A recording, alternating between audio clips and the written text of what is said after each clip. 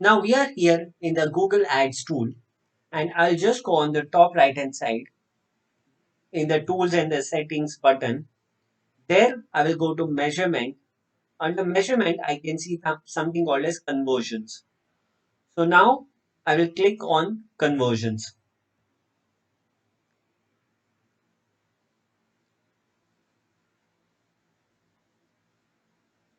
As soon as you are here on this page, it will tell you, see how Google Ads help you achieve your goals. Okay, so basically it's giving an introduction to the conversion tracking. Next, you can just click on the plus sign here, conversions, and we can see here that there are various types of conversions that can be set up. Website conversion is mainly done for your online sales, link clicks, page views, sign-ups. So this falls under the website conversion tracking. App conversion, it helps you track the mobile application installs, in-app purchases, and in-app actions. L- Next is the phone conversions. So basically, it will help you understand the calls from ads. So the calls that you are getting from the Google Ads, calls to a number on your website, clicks on the number on your mobile sites. So basically, it will track all the phone related activities. The last is import. So basically, you can import your goals from Google Analytics, Salesforce, offline lead conversion, and phone sales. So this is also something that you can do. For people who are not very well about Google Analytics, you can set up your goals in Google Analytics as well, and those can be imported from there as well. So now we will just click on the websites and we will look at how you can set up conversions for your website. When we select that, we get an option to select the categories. Here you can see there are various categories which are there. For example, in the sales category, you have got purchase, add to cart, begin checkout, subscribe. In the leads category, it is contact, submit a lead form, book an appointment, sign up, request code, get direction. Get direction is when somebody wants to reach out your location. Outbound clicks, clicks on a partner websites. This is mostly done by affiliate websites. Page views and others. Page views are generally done by bloggers so that you are getting more visibility on a specific pages, and you can target that as well. In this case, we will select purchases. So we want to set up a conversion tracking, which is purchases. I can directly write purchases here, or in other cases, I can be more specific. I'll just write academic 365 purchases. Conversion name can be anything as per your convenience. This is just for you to remember it later on that what type of conversions and for what specific reason have you created this conversion. Next is the value. So basically, there are some options here. Use same value for each conversion. Use different value for each conversions. Don't use value for this conversion action. Now, generally, Google does not recommend us not setting up a value for conversion. So ideally, you can either go with the different values for each conversion, or you can use the same values for each conversion. I personally prefer to go with different values for each conversion because the goal is purchase. So let's say if you are an e-commerce website, you are not always selling the same priced goods. Each of your goods that you are selling would have a different value. For example, you may sell a mobile worth 25 to 30,000 rupees, or maybe you will sell a, a small t-shirt or t-shirt which is of 500, 600 bucks. So basically, it totally depends on what type of a conversion you are setting up. Let's take an example of the same value. When will you use this option? This option will be used when we are talking about leads. So let's say if you're a B2B website and you are looking forward for more number of conversions, even if I submit the lead form 10 times, I'm the same person, so it does not make a difference. It will be counted as the same value of one conversion only. Okay. So the value would be same for if you are not definitely if you are not taking up the income information, so the value will be the same. Use different values. We will select in this case because it is for sales. Since we are doing that, okay, there is a small information which is given here. You will see a steps to add dynamic values to your tracking code on the next page. If you don't add this code, the default value entered here will be used. So one way is to set up a dynamic values, since we are using use different values for each conversion. And we can also set a default value. So by default, anything that is sold on my website will give me a benefit of 100 rupees. This is just an estimate. We can also change the currency here. I'm using INR because that is the default currency of my account. But in your case, you can easily switch to USD or maybe any of the currencies that is suitable in your country or in your location. Okay. So basically, the value will tell you what value you want to assign to the conversion. So as mentioned, if it is a B2B website, you will use the same value because each of your customers, unless you are knowing their income, you will not be able to set up dynamic value. But when it's an e-commerce website, since a sale is happening, you know the value of the products which are being sold. So that in there, it's very easy to get the value. Count again every if is the correct count here because it's an e-commerce website. Even if the same person is buying out two times, three times, or four times from the same website, it is every conversion that requires to be counted. If I'm setting up one recommended for leads, sign up. Okay, because if I've signed up once and I sign up again from another email ID, okay, or maybe I just sign up again, I'll not be able to sign up again, first of all. But in cases of lead forms, I'll be able to submit my information again. So in these cases, if the same person is submitting the information again, that will be counted as one. But since we are using e-commerce, we will purchase, we will select every in the count. Okay, next is a click-through conversion window. So basically, what does this mean? This means that within how many days of the purchase, sorry, within how many days of visiting your website, if the customer buys from you, will it be counted as a conversion? Okay. So let's take a simple example. Let me just search on a website. Okay, let me just search for website development company on Google. Now let's say this is the first advertisement. I've clicked on it. Now I've clicked on this website, but I did not take any action. That is, neither I submitted the lead, neither I submitted this form, nor I did anything which will help it count as a conversion. But let's say within 30 days, I directly visit that website again and make a purchase or submit my information to them, then Google will again count it as a click through conversion. So Google will count it as a click through conversion. That means though the user did not buy out immediately, but definitely he purchased later on by directly visiting the website. So that means Google will say that since the visitor had visited this website from me, through me, first time he visited your website through Google, that's why it should be considered as their conversion. Okay. Again, this is optional. You can change this from 1 week to 90 days. So let's say if you feel that 1 week is something which you want to set it up to, then you can do it that way.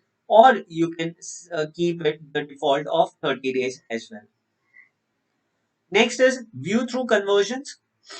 So basically, as we saw in the click through conversion, I'm actually clicking on the ad, okay, but I'm not converting, and I'm converting within 30 days by directly visiting the website without clicking on the Google ad. Similarly, view through conversion is, let's say, when I search for a specific thing. So let's say buy shoes online in this case. Now here I've seen the advertise of Neiman's. What I'm doing is I'm not clicking on this ad. I'm not clicking on this ad. But let's say tonight, since I remember the name, I directly go to the website. Okay. Neen.com. I'm not sure what was the name of the website. Okay, so let me just recall it.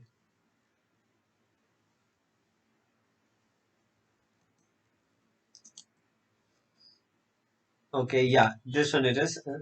Neemans.com. So let's assume I directly visited the website without clicking on the ad. So I saw the ad here. Okay. I did not click on the ad, but I directly typed in the website on Google after maybe some time or maybe tonight since I remembered the name. So I directly visited this website and I ordered the shoes from here. Now, what Google will tell is, since the user was not aware about your website, okay, and they have directly first time they saw your website on Google, okay, view through. So they viewed your website on Google. So we should be given credit of this conversion. So though the user has not clicked on the ad and they have still just viewed the ad and directly gone to that specific website and made a purchase, it is considered as a view through conversion. You still have an option whether you want to include them in conversions or not. Include these conversions in your conversion column. If you use conversion focused bid strategy, they will optimize for these conversions as well. I would personally keep this option checked and keep this to 30 days only. In your case, you can do it otherwise, but if you're a beginner, you should keep it the same way. The last is the attribute model. What exactly is the attribute model? Okay, so what attribute do you want to determine how much credit each ad introduction gets for your conversion? Okay, so let me just click on. There are three options which are there. One is first click, last click. Next is data driven. Okay, data driven is not active as if you have, but yeah, it will be active once you have some ads running. You will have that active as well. Linear, you want to it distributes the credit for conversions equally across click on path. Okay, time delay or position based. Ideally, you should be keeping it position based only because position based gives 40% of the credit to both the first and the last click and distributes 20% among the other clicks. Now, what exactly is a attribute model? Attribute model means which click do you want to give the credit to uh, to the purchase. For example, if I'm searching for buy shoes online, I've seen these ads. Okay, I'm seeing these ads. Now I've clicked on this website once. I'm maybe clicking it on second time in the next day, and then I click on it the third time, maybe after a week, and then I make a purchase. Okay. So now, which click do you want Google to give the credit of the sales? Is it the first click? If it is the first click, you select the first click. If it is the last click, you select the last click. And if it is like data driven, then you can do that based on your past data. Linear, you want each of the click to be given equal credit for the sale. Time decay, time decay is gives more credit to the clicks that happened closer in the time to conversion. So basically, your last click will be given more value compared to the first one. And position based is like 40% will be given to the first click, 40% will be given to the last click, and 20% will be distributed among each other, okay, among the clicks which have happened in between. Now, why is this important? Because you want to understand what type of conversions you got from which of the clicks. Okay, so that's why you need to understand this. I personally prefer either time decay or position based, because that is something which will divide it equally among the first and the last click, and even the between clicks. I personally feel the first click is also important because the user is getting more information when the first time they are visiting the website. Okay, if you're just selecting last click or first click, it is it's something which is taking credit from the other clicks. So either you can use the time decay, sorry for that, time decay or the position based thing. So I'll select the position base here and then we will continue.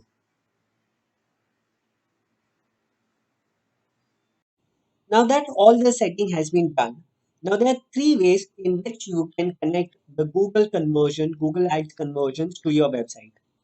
Number one way is to install the tag yourself.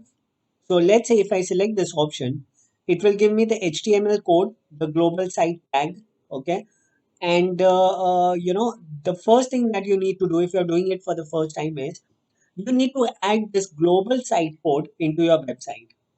After that, you can just scroll down and add this specific code on the page where you want to track the conversions. This is a manual approach. So let's say if your website is based on HTML, CSS, JavaScript, you are not using a CMS system like WordPress, then definitely you can work through this approach. Or you can simply email the tag. The second option is email the tag to your webmaster. That is, whoever is managing your website or whoever has developed your website, you can simply enter their email ID here and you can send them the tags and they will do the needful. The last option is using the Google Tag Manager. So this is one option, but you will need to insert the Google Tag Manager code to your website first, and then you can add a tag which is there. Okay, we will be covering that as well, but not in the current video. Now, for the sake of simplicity, what I will do is I will show you how to insert this into a WordPress website. Okay, WordPress is one of the well-known CMS system. In fact, 36 to 37% of the internet is powered by WordPress. So we will be using that to easily connect the Google Ads conversion to our WordPress websites. So basically, you need to first install the WooCommerce conversion tracking plugin, which is powered by WooOpt. Okay. Then you can simply click on the settings tab,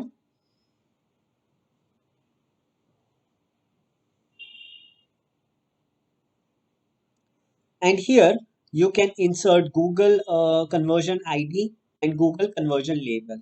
You can also do the same for Facebook as well. Okay. So, what is our Google conversion ID? I'll just click on the use the Google Tag Manager, and here I can get the conversion ID. I'll simply copy this, I'll paste it here, and conversion label is this, and I'll paste it here again.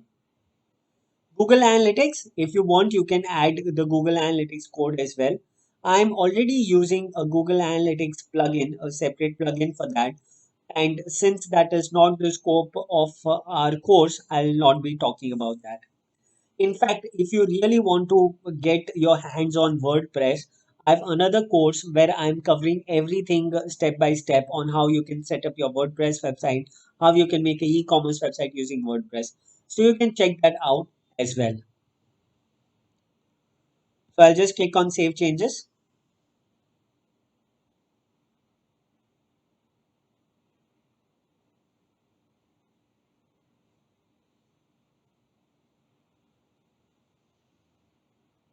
And the settings have been saved. So Google Ads conversion ID and conversion label have been active now, have become active on my website now. I'll just go back here and I can just use any of these options. Okay, I'll just go back now. Now here you can see this tracking status is unverified. Okay, so let's see what message are they giving. We haven't verified your tag yet, which usually takes up to 3 hours after someone visits your page containing the tag. To help speed this up, you can visit the page to trigger the tag. So basically, as soon as somebody visits the website where the tag is mentioned, within 3 hours, they will activate this tag. Then we will be able to see this conversion in our and ads as well. When we are setting up our ads, we'll be able to see this conversions. So this was one type of conversion. We will be covering the different types of conversions as well in the following videos, following lectures.